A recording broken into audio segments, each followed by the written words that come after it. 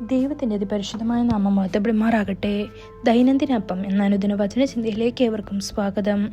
ഇന്ന് അബ്രഹാം എന്ന വിഷയത്തെ ആസ്പദമാക്കി ചില കാര്യങ്ങൾ നമുക്ക് ചിന്തിക്കാം. അതിനാധാരമായ ഒരു വാക്യം വായിക്കാം. ഉൽപ്പത്തി പുസ്തകം 17-ാം അധ്യായം 5-ാം വാക്യം.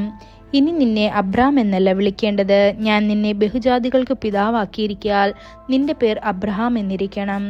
ഇന്ന് നാം ദൈവത്തിൻ്റെ വിശുദ്ധനായ അബ്രഹാമിനെ കണ്ടുമുട്ടുന്നു. അവൻ്റെ പിതാവ് അവന് അബ്രാഹാം എന്ന് പേരിട്ടു, അതായത് ഉന്നതനായ പിതാവ്. എന്നാൽ കർത്താവ് ആ പേര് അനേകം ജനതകളുടെ പിതാവ് എന്നർത്ഥമുള്ള അബ്രഹാം എന്ന് മാറ്റി. ബൈബിളിൽ ദൈവം പേര് മാറ്റിയ ആദ്യത്തെ വ്യക്തിയാണ് അദ്ദേഹം. 3 ഗോത്രപിതാക്കന്മാരിൽ ആദ്യത്തേത് അബ്രഹാമാണ്.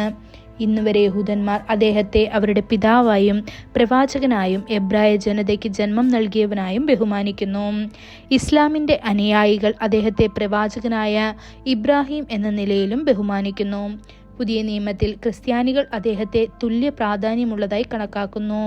വാസ്തവത്തിൽ മത്തായിയുടെ സുവിശേഷം ആരംഭിക്കുന്നത് ദാവീദിന്റെ പുത്രനായ അബ്രഹാമിന്റെ പുത്രനായ യേശുക്രിസ്തുവിന്റെ വംശാവലിയുടെ പുസ്തകം എന്നാണ്. ദൈവം ചിലരെ സ്വപ്നങ്ങളിലൂടെയും ചിലരെ ദർശനങ്ങളിലൂടെയും ചിലരെ ദേവദാസന്മാരിലൂടെയും ചിലരെ തിരുവെഴുത്തുകളിലൂടെയും നയിക്കുന്നു. എന്നാൽ അബ്രഹാമിനെ നേരിട്ട് നയിക്കാൻ ദൈവം തിരഞ്ഞെടുത്തു. 10 തവണ കർത്താവ് അബ്രഹാമിന് പ്രത്യക്ഷപ്പെട്ടു. ആദ്യമായി കർത്താവ് അവനോട് പറഞ്ഞു, നിന്റെ ദേശത്തെയും നിന്റെ പിതൃഭവനത്തെയും വിട്ട് ഞാൻ നിനക്ക് കാണിപ്പാനിരിക്കുന്ന ദേശത്തേക്ക് പോവുക, ഞാൻ നിന്നെ വലിയൊരു ജാതിയാക്കുമെന്ന്. ഇത് ഉൽപ്പത്തി പുസ്തകം 12-ാം അധ്യായം 1-2 വാക്യങ്ങളിൽ കാണപ്പെടുന്നു. അബ്രഹാമിന് വലിയ വിശ്വാസമുണ്ടായിരുന്നു. അവൻ്റെ ആത്മവിശ്വാസം ഇതായിരുന്നു: അവനെ വിളിച്ച ദൈവം അവനെ അവസാനം വരെ നയിക്കും. അതിനാൽ അവൻ എവിടേക്ക് പോകുന്നുവെന്നറിയാതെ അബ്രഹാം വിശ്വാസത്തിൽ ഇറങ്ങി കർത്താവിനെ അനുഗമിച്ചു എന്ന് എബ്രായർ 11-ാം അധ്യായം 8-ാം വാക്യത്തിൽ കാണപ്പെടുന്നു. നമ്മളും അതേ വിശ്വാസത്തോടെ നമ്മെ വിളിച്ചവൻ വിശ്വസ്തനാണെന്ന് വിശ്വസിച്ചുകൊണ്ട് സ്വർഗരാജ്യത്തിലേക്കുള്ള ഈ ക്രിസ്തീയ പാതയിൽ യാത്ര ചെയ്യുന്നു.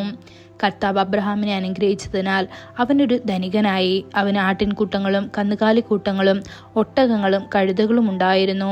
എന്നിട്ടും അവൻ എളിമയോടെ കൂടാരങ്ങളിൽ താമസിച്ചു. അവൻ്റെ കണ്ണുകൾ ഭൗമിക കാനാനിനെ മാത്രമല്ല സ്വർഗീയ കാനാനിലേക്കും നോക്കി. തിരുവെഴുത്ത് പറയുന്നു, വിശ്വാസത്താൽ അവൻ വാഗ്ദത്ത ദേശത്ത് ഒരു അന്യദേശത്ത് എന്ന പോലെ വസിച്ചു. അതേ വാഗ്ദത്തിന്റെ അവകാശികളാക്കിയ ഇസ്ഹാക്കിനോടും യാക്കോബിനോടും കൂടെ കൂടാരങ്ങളിൽ പാർത്തു.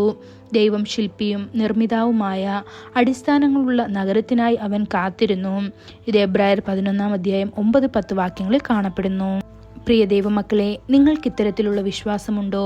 കർത്താവ് നിങ്ങളെ നയിക്കുമെന്നും വാഗ്ദത്തം ചെയ്തവൻ വിശ്വസ്തനാണെന്നും നിങ്ങളുടെ ഓട്ടം വിജയകരമായി പൂർത്തിയാക്കാൻ അവൻ നിങ്ങളെ സഹായിക്കുമെന്നും അബ്രഹാമിലൂടെ നിങ്ങൾ അനുഗ്രഹിക്കപ്പെടുമെന്നും നിങ്ങൾ വിശ്വസിക്കുന്നുണ്ടോ? ഈ വചനങ്ങളാൽ ദൈവം നമ്മെ ഓരോരുത്തരെയും അനുഗ്രഹിക്കുമാറാകട്ടെ.